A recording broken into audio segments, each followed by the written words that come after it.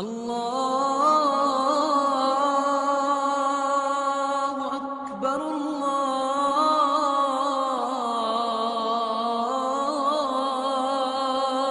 اکبر۔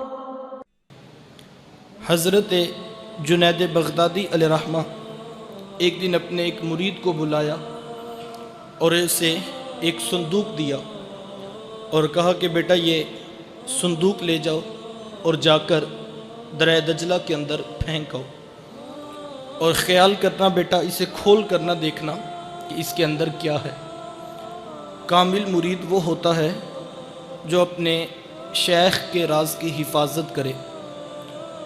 مرید نے صندوق سر پہ اٹھایا اور حکم کی تعمیل کے لیے دجلہ کی طرف چل پڑا۔ جب دریا کے کنارے پہنچا، جیسے ہی صندوق زمین پہ رکھا اور دریا میں پھینکنا چاہا تو اس کی آنکھوں نے ایک حیرت زدہ منظر دیکھا۔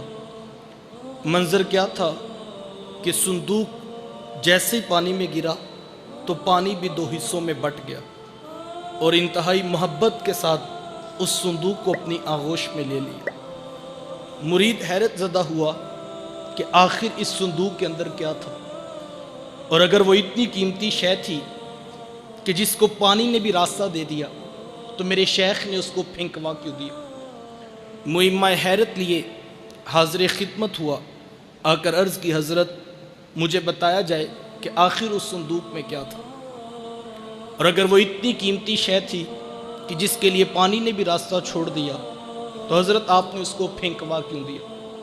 تو حضرت جنید بغدادی علیہ رحمہ فرمانے لگے، بیٹا میں نے 12 سال کی محنت شاقہ سے تصوف کے اسرار و رموز کے اوپر ایک کتاب لکھی۔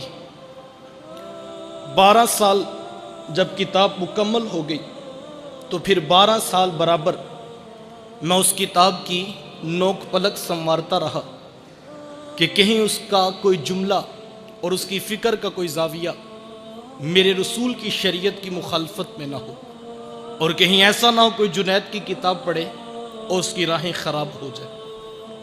پھر برابر 12 سال میں یہ بات سوچتا رہا کہ لوگوں تک یہ کتاب پہنچاؤں یا کہ نہ پہنچاؤں۔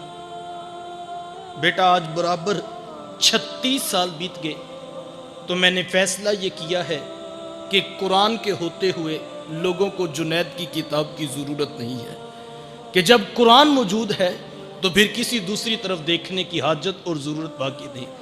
ایک مومن کو قرآن مجید کی حقانیت اور اس کی سچائی کے اوپر اتنا یقین حاصل ہونا چاہیے۔